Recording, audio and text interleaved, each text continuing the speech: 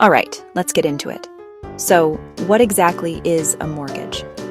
A lot of people think it's just a loan for a house, but it's so much more than that. Think of it as a financial partnership you're forced into with a bank for the next 30 years. You find a house you love, but since most of us don't have a few $100,000 just sitting in a checking account, the bank steps in. They buy the house for you, and in return, you promise to pay them back every single month. That little extra is called interest. Let's break this down with some real numbers. We need some examples to see how all this works in the real world. So let's imagine two different houses for two different stages of life. First up, we have the starter home. It's a nice, cozy place priced at $150,000. It's not a mansion, but it's yours. It's the perfect entry point into the world of real estate, a way to stop paying rent and start building your own equity. So let's introduce our second contender, the dream home. This one is a step up, priced at $250,000. It's got an extra bedroom, a bigger yard, and it's in a slightly nicer neighborhood with better schools. This is the house that people stretch for, the one they plan to stay in for a long, long time. This is where things get really interesting. We're going to take both our houses. First, let's look at a fantastic low-interest rate scenario of 3%. Let's start with the $150,000 house. With a 3.5% down payment of $5,250, your loan amount is $144,750. At a 3% interest rate, your monthly principal and interest payment would be about $609. Now let's see what happens if the rate jumps to 6%. Same house, same loan. Your new monthly payment skyrockets to about $868. Now let's apply the same logic to the bigger $250,000 house. At that beautiful 3% interest rate, your monthly principal and interest payment comes out to about $1,017. But what happens at 6%? Hold on to your wallet. That same loan now costs you $1,446 per month. So, you've got a little extra cash saved up. Now you have a big decision to make. Should you stick with the minimum down payment and keep that cash for something else? Or should you throw it all at the down payment to reduce your loan size from day one? Let's run the numbers on our $250,000 house at that tougher 6% interest rate. You buy the $250,000 house with the minimum 3.5% down payment, which is $8,750. Over the full 30 years of the loan, you will end up paying the bank a mind-blowing $279,530 just in interest. You take that extra $15,000 and you add it to your minimum down payment. So your total down payment is now $8,750 plus $15,000, which equals $23,750. Your new, smaller loan amount is now $226,250. By making a larger down payment of $15,000, you saved yourself about $17,580 in total interest payments. All right, let's look at another way to use that extra $15,000.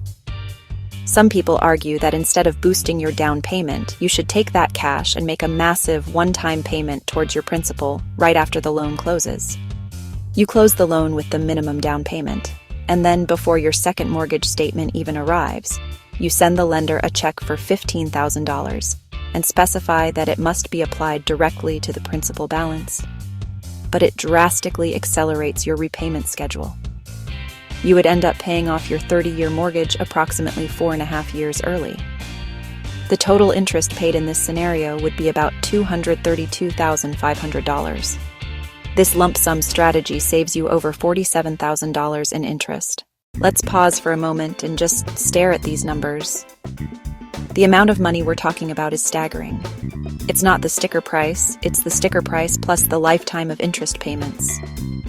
At a 3% interest rate, the total interest paid over 30 years is about $74,610. The total interest paid for the exact same house explodes to $167,780. That's an extra $93,000 out of your pocket and into the bank's.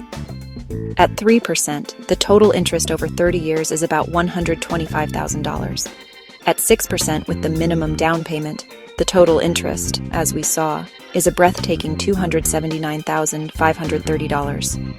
The bank will make more money off your house than you paid for it. What if you don't have a spare $15,000 lying around? there is another incredibly powerful yet simple strategy that anyone can use. It's the secret weapon of savvy homeowners, making one extra mortgage payment per year. The easiest way to do this is to take your monthly payment, divide it by 12, which is about $120.50. You then add this amount to your monthly payment, making your new total payment $1,566.50. You must tell your lender that this extra $120.50 is to be applied directly to the principal. So what does this extra $120.50 a month do? It works like magic. By following this strategy from the very beginning of your loan, you will pay off your 30-year mortgage in just under 25 years. The total interest you pay plummets to about $226,300. That's a total savings of over $53,230. It's time for the final breakdown. We'll focus on the $250,000 house at the 6% interest rate, as this is the scenario where these choices matter the most. But the slow and steady approach of making one extra payment per year is the undisputed champion. It saves the most money in interest and gets you out of debt the fastest. So after all these numbers and strategies, what's the big takeaway? It's that you are in more control than you think. A mortgage can feel like a financial prison sentence, a 30-year ball and chain you have to drag around. But it doesn't have to be.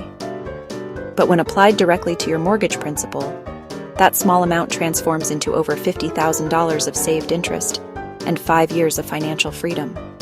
Whether it's through a lump sum, bi-weekly payments, or adding a little extra each month, be proactive. Don't just accept the 30-year plan as fate. Take control, save yourself a fortune, and get to the finish line early. Thank you so much for reading.